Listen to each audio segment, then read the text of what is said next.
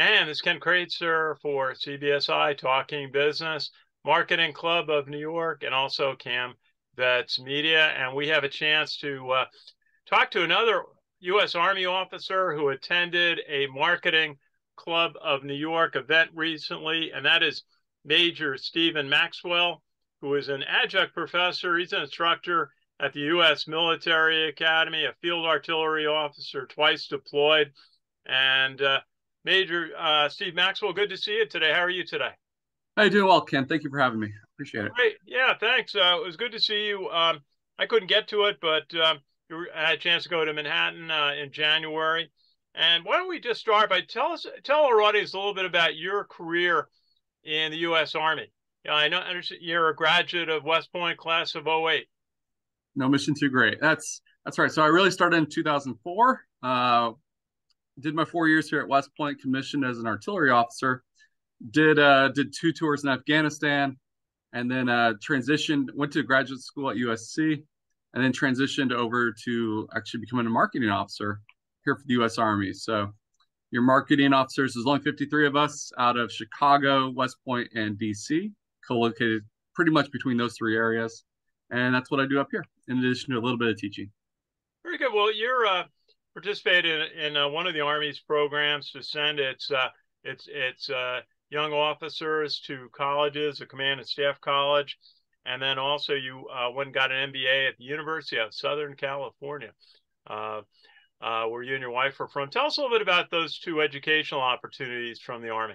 Yeah, so I'll start broad and then kind of narrow it down a little bit. Your Army is actually quite substantial. So we train, a little over 100,000 soldiers every single year. If you were to equate that to community colleges, we have about, just shy of 2 dozen different community colleges.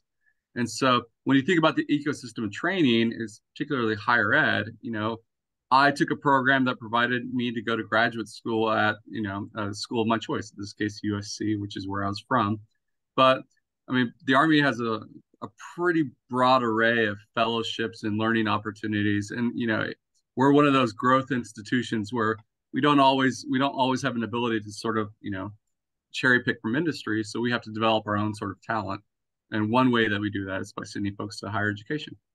Very good. Now, tell us a little bit about coming to West Point. I know it's an opportunity provided to a select number of officers to teach mid-career at the U.S. Military Academy. Tell us a little bit about coming to West Point and what you teach.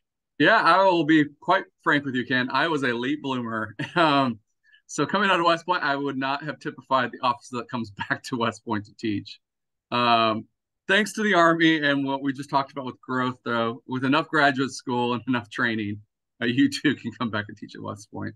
But in truth, it's been an awesome opportunity. I think that you get to train and educate the next generation of officers, which is always a privilege. And to do so in my field of what I've been doing, so I teach marketing and psychology, which kind of nests. If you do marketing, you have to know psychology, let's be frank. And both those together, it's nice to be able to kind of bring my subject matter expertise to these young cadets. Very good. Now, tell us a little bit about now you had a chance with a colleague, Major Kenner, to go down to visit our Marketing Club of New York event in January, our premier event of the year, actually, the annual Outlook talk by Bruce Beagle of the Winterberry Group, who always goes through what the changes are in budgets for the past year in different marketing channels. What were some of the observations you had of Bruce Beagle's talk at the Marketing Club of New York? Yeah, so Bruce highlighted about channels of distribution. And he sort of talked about, hey, there's efficiencies to be gained in old channels, right? So, hey, mail being one of these places to put your brand out there and have a nice brand touch point that's being underutilized because, for a long time it wasn't valued as well. I thought that was fairly innovative in that, the everybody believes going digital first and having this beautiful digital platform and competing in a digital space is where you need to be. So it's kind of refreshing to hear, Bruce come out and say that's great, but it's not the only channel we should be considering. Hey, you might see a pivot back to something a little bit more physical. We in the Army, of course, I mean, if you think about what we do, we participate in the entry-level labor market for, 18 to 24-year-olds. So we compete in places, with the best of them, the Targets, the Walmarts, the Costco's, the Starbucks, the Amazons, and everything else between. So for that same sort of pool, for that same pool of talent. So to hear that there's efficiencies to be found, that immediately perks our ears, number one. And to hear that it could come from, older channels that, might be underutilized, that's something that was a cool takeaway, I thought. And you don't really hear that very much in all the conferences I've attended. Well, yeah, we always say, it's people react when they hear messages from different sources, from different channels, and still the value of something when it's a major decision, receiving something in the mail, having something on the dining room table that both a prospect and parents can utilize. What's key in supporting? I know Army recruiting is a major effort. What are some of the keys in supporting marketing for recruiting? Yeah, no, it's a good question. So I think, and we'll actually go a little bit more forward leaning than looking in the rear. I think in the next 3 to 5 years, you're going to see some of the best HR and just employment reforms the Army's ever had, right? In terms of like making the Army experience better than it's ever been. And part of that comes from rebranding. Part of that comes from just our recognition that, the competitive labor market as it is, deserves a better product from the United States Army. Our product being, hey, you join us, you have this experience, you grow from it, and then you go do whatever you want later on. Or you choose to remain with us. So I think that sort of lived in experience of the Army and the betterment that we can do of it in the next 3 to 5 years will shape the Army's talent, for the next 2 decades or so. And so to that end, how does marketing affect recruiting? Well, making sure that we're delivering that appropriate message and hitting those brand touch points before we hit the sales team is really, really important. And I think what we've seen is your sales team, like the model, we really haven't updated in, quite a few decades. You still see the same recruiter, or still see the recruiters sort of go to the high school, sort of like try to build that propensity and engage those prospects in a face-to-face transaction. And what you don't have are all these brand touch points to shape that sort of engagement. And my field, which has really only been around since 2019, 2020, is seeking to sort of like create those sort of engagements before you hit that recruiter force to increase the propensity and really reach the market in new and innovative ways that we haven't seen before. And to do it more efficiently. Yeah, I was reminding some of our members at the Marketing Club of New York how big a client the U.S. Army is to many. Many of our members, can tell a story about working on a fulfillment campaign or working on a direct mail campaign supporting the Army at one point over the years. And what are just some of the elements that you've looked at some of the messaging over the years. I remember the All You Can Be campaign. Then you went to the Army of One campaign, which there was a lot of, kind of different discussion about, but everybody loved the Army Strong campaign. Yeah, no, absolutely. The music they play in the fourth quarter at the Army football games makes you stop. Yeah, so some of our previous campaigns are historic, right? And so you're absolutely right. Army Strong was great. It was great for a little over a decade. And it really kind of shaped us through most of the war on terror, to be quite frank with you, up till 2018 when it was retired.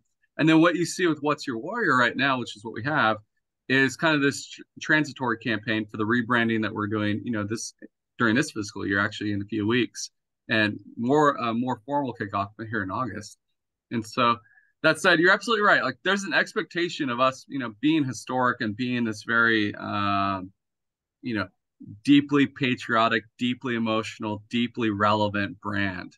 And so I think what's exciting, if you're a marketing officer, we only do these rebrands, to your point, Ken, we only do these rebrands every, decade, 2 decades or so.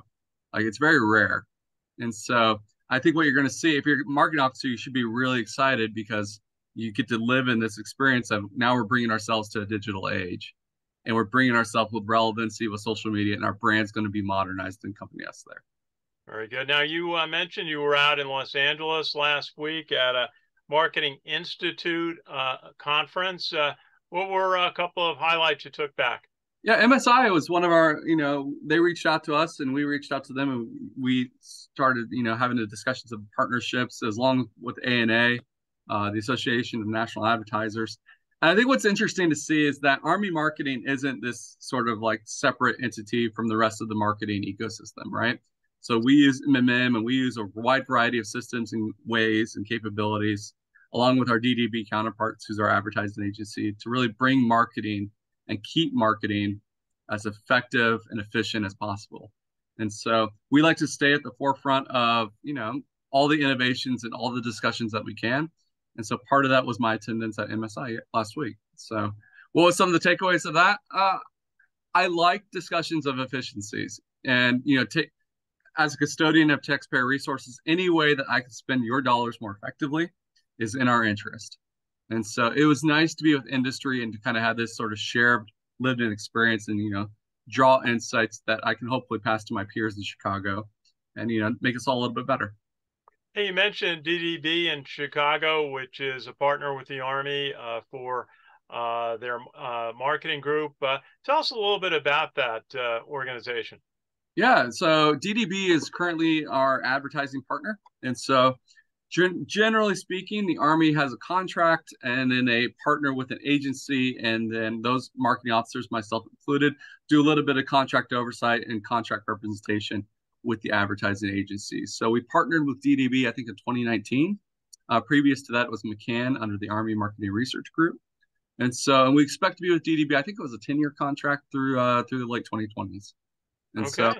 But so far they've been a great partner, and the content that you love and appreciate, and certainly you'll see next month, actually in March, heck, it's very soon, is a product of this really great new relationship we have with our advertising agency. Well, we'll look forward to seeing that marketing campaign launch. That'll be terrific. Now, just a quick thought. How does a class that you teach at West Point compare to what it might be at a civilian college? I know West Point does things a little bit differently from its traditions. What's a class like for you?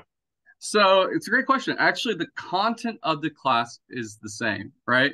So segmentation, positioning, differentiation, external marketing environment, 3 Cs, the 4 Ps, all of that ecosystem of scholarly thought is the same, because holistically, West Point is a university as well, right? So I have peers at Stern, I have peers at Darden, I have peers at, it's still at USC. And so we share sort of like the best practices as well as syllabuses to make sure that, what I'm teaching isn't disassociated from what my peers are elsewhere. So in that space, the content is the same. Now, the delivery mechanism might be a little different, right? You come into the classroom, I teach very Socratically, I teach very, very quickly.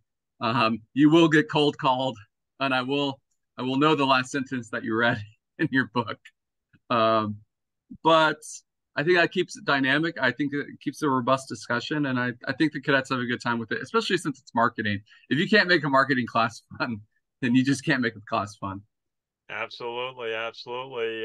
Major Stephen Maxwell, adjunct professor, instructor at the United States Military Academy, class of '08. Final thought for us today? No, and like I said, I think what you'll see coming out of us in Army marketing in the next month, certainly by August, will in all the HR policies and everything else that we're updating in the next year or two are really going to shape the Army for the next 20 years. So if you're a marketing officer or if you're in the marketing field, this is a really exciting time to come look at the Army and say, look at what those guys are doing. Hey, that's great. We appreciate your time today, and glad you got down to our event, Marketing Club of New York, the Bruce Beagle Annual Outlook in January. And thank you for your service to our country. 2 deployments, field artillery officer, now teaching, and a PhD candidate, 2 master's degrees. Great to talk with you today. All right. Thank you, Ken. I appreciate it. Thank you. Our pleasure. This is Ken Kraetzer for CBSI Talking Business, the Marketing Club of New York and CAMVETS Media. Thanks for watching today. Have a great day.